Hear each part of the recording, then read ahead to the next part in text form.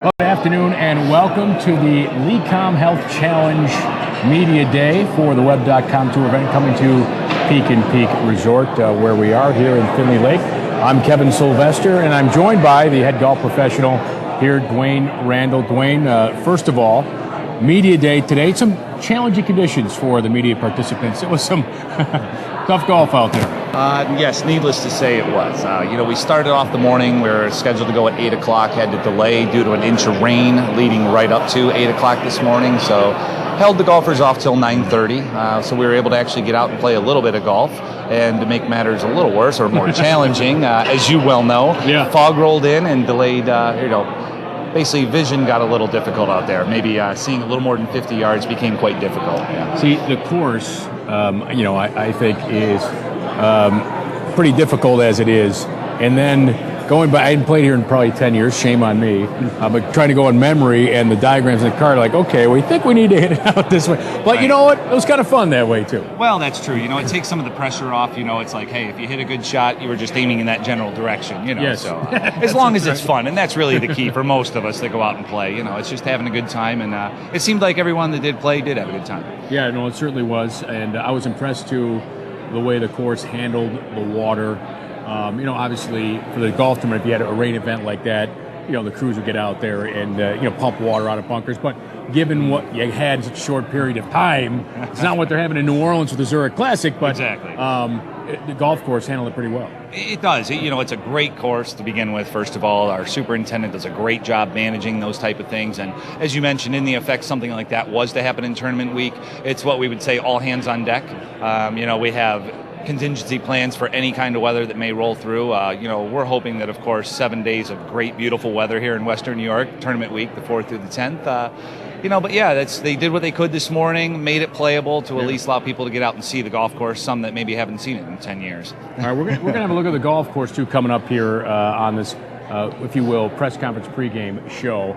By the way, press conference, we are scheduled to start around 1:45 p.m. today. Dominic Mazzelli has just arrived, currently competing on the Web.com Tour. Dwayne's going to compete in the event, the LeCom Health Challenge, when it is here. But this is not the first time that the Web.com Tour has been to Peak & Peak. It is returning to Peak & Peak for a 4-year run here, and hopefully many, many more. Just talk about how excited everybody is here, the staff at Peak & Peak, and you are to have the event come back.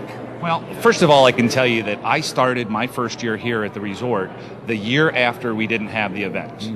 And ever since then, every single day, it seems, someone was asking, when is the tour coming back? So needless to say, there's always been interest within the community, the surrounding area, and now that we have it back, we couldn't be more excited. From a staff, from a resort standpoint, to the surrounding communities, and especially now with the involvement of LeCom, having the availability to have the tournament and give back to local charities just makes it exciting. So we're really looking forward to it from a staff point, from an organizational standpoint, dealing with the county, the everyone that's involved. It's just going to be a huge success, and we're really excited about it. Yeah, and you're going to see some of the people involved have a chance to ask questions too. On the webcast, there'll be a prompt where you can ask a question, and we'll relay those during the press conference later. And Dwayne will also certainly be part of that. One of the things people always ask, I'm in the Buffalo area, and they ask, well, what are we going to do to get a professional golf tournament in the area? I said, well, one of the first things you have to have the golf course to do it. Right. You have to have a championship golf course, one that challenges the players, and this golf course, the upper course at Peak & Peak, is certainly that. Yes, I can tell you that, based on what you see the average tour from week to week, the Web.com Tour, the type of courses that they play, when you tell someone that you're hosting that type of an event, it gives certain merit to a facility. It's not, you're not going to be hitting a lot of wedges in the greens, even as far as these guys hit it. Of golf, our upper golf course is quite the challenge. And I think, you'll see that come that week of the event. Playing it on a day-to-day basis versus actual tournament competition, conditions are a little bit different. The greens are going to be a little faster, a little firmer. Needless to say, our rough will be a little more difficult to play out of, but all in all, it's going to be a great venue, a platform to see who the best player that week is, and hopefully we'll have a great week, and I anticipate seeing some great scores, from world-class players. All right, we're going to talk more about how to play some of the golf course, but right now we want to show you some of the featured holes that the Web.com Tour participants are going to face when they play here at Peak & Peak. Let's take a look at some of those holes.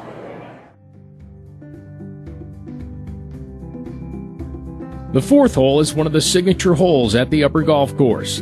This par 5, measuring 563 yards, plays downhill from tee to green. Most players will lay up off the tee to avoid the large ravine cutting through the middle of the hole, and that leaves a choice of which fairway to play down to avoid the long fairway bunker that splits this fairway into two.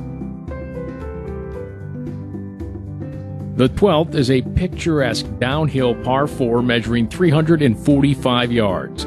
A large, deep bunker protects the front of the green, so good course management is required for making a good score on this hole. The downhill tee shot plays 20 to 30 yards short, making placement the proper play off the tee. The green slopes severely from back to front, so keeping the ball below the hole is ideal.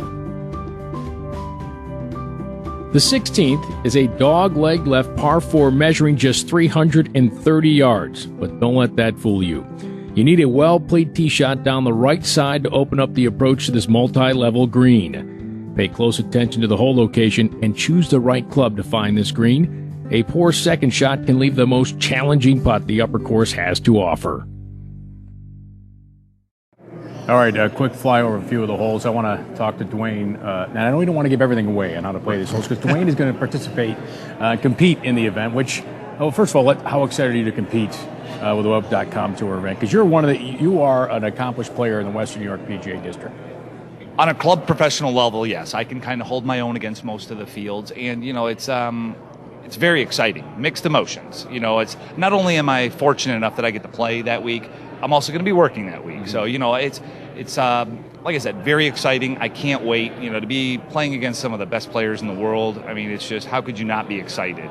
To be on my home golf course, I do see a lot of it, not necessarily from a playing standpoint, but I do kind of know which way to hit the ball at least. Yeah, very excited, can't wait, looking forward to it. Okay, I don't want to give away all the secrets here, but I want to ask you in particular about two of the holes that we saw there, and we'll start with number 4. Mm-hmm. I don't know if there's a better view, not certainly in Chautauqua County there isn't a better view, maybe even Western New York from the tee box there at number 4. Just tell us about that, how you play that hole. In particular, tell me how the pro will play the hole, then tell me how the visiting golfer should play that hole. Sure. Well, let's start with the tour professional. From the back tee box, it's about 565 yards. Now, the difficult part of that equation is it's an elevated tee box, and we have a ravine that intersects the hole. I know I found it today, so. To give you an idea as to how far, I would have to say that every golf professional in the field for the Web.com event is going to actually lay up. Because back when we had the event, Bubba Watson in practice rounds tried to clear the ravine from the back tee and could not do it. Oh, well, that tells you everything right there. Exactly. Yeah. So percentages, the best players in the world, they play to percentages. And what they're going to find is by laying the ball toward the end of the fairway, for the long hitters, they can still reach the green in 2. And for the ones that can't, they're going to lay it up to the yardage in which they can feel most comfortable. Yeah. Exactly. Now, for the average golfer that necessarily won't play that back tee box, it really depends on how far they hit the ball and, how daring they're willing to be. It can be from the blue tee box. It could be a carry of approximately 265 yards, effective yardage, based on elevation. And then from the white tees, it gets shorter from there. So it's a fun risk-reward hole for those that want to take on the risk. They can go for it. And, if successful, can have an opportunity in an eagle putt. Next time I'm going to lay up on the hole instead of well, I caught it pretty good, but that 265 effective yardage certainly was one. The other one, which is a really cool hole, is 16. And it's just, it is a really neat hole. It's a perpendicular turn, more than a dog leg, but boy, you got to be on the right level on the green there. That's really the best defense of that golf hole is the green. It's a 3-tier green. And you have to be extremely careful when the pin is in what we call the bowl position, which is in the front middle. It was there today. Yes. Having too much spin on the ball, even a good shot will come off the front of that green. And, if you find yourself off that green in the rough, it can be very difficult to get the ball up and down. For the extremely long hitters that can hit the ball high in the air, they can give a go at the green, but they must be extremely accurate in order to find that green. And if not, there's a hazard that lurks there along with a downhill out of the rough lie, which won't pose very well for someone trying to get the ball up and down. So most, playing the percentages, most people will lay out to their favorite yardage, 80 to 110 yards. And wedge play is extremely crucial to find the proper tier in that green to give themselves an opportunity. I don't know how anybody would be able to keep the ball on the green if they're above the hole. If it's in the bowl. We were trying just to, have a little fun out there, and two of the guys in our group were up on the upper shelf, so we're like, all right, let's see if we can putt it to keep it on the green. Mm-hmm. And I'm sure they'll be running a little bit quicker because we had a lot of rain, so it's slow. And, we barely were able to keep it on and really putted it uphill and long, to try to, not have as much physics take over, if you will, to keep it off the green. But a neat look, too, I thought, on the second shot into that green, not knowing it, and then getting on that green to see that. So that's one that's going to give some problems, right? Particularly the players who go for it. No question. And that's the reason I think most players will elect not to go for it, because they want to be sure that they keep the ball below the hole. And that's just it. The fact that it's a week-long event, players learn a lot of information about the golf course while playing practice rounds, and when they come to that green, you'll find they spend an extra 10 minutes on that green learning just that. Sure. Find out, even if it means missing the green short, they're better off below the hole than anything above when the hole location's in certain places, such as that. Is there a hole that you think spectators would get the most enjoyment out of camping out for the day and just watch several groups come through? One of the prime locations has to be our 12th and 15th hole. 12 is a drivable par 4. It measures 350 yards, but once again, it's an elevated tee box. So the effective carry, which is a bunker that guards the front of the green, a very deep bunker, is effective about 310 yards. Anyone that can fly the ball 310 can cover that bunker and give themselves an opportunity to drive the par 4. And that tee box is approximately 30 yards away from the 15th tee, right across the road, which is a par 3 measuring 200 yards. So great spectator location. People can they have the opportunity to watch 2 holes, multiple groups coming through. And I think, with the back 9 being there, it's going to be some dramatic holes down the closing stretch. What's your favorite hole? My favorite hole? Boy, there's so many good ones, but honestly, it's probably number 12. Just because it's that risk-reward type of hole where you feel like you could make an eagle, but you could still walk off with a bogey, even with a good shot.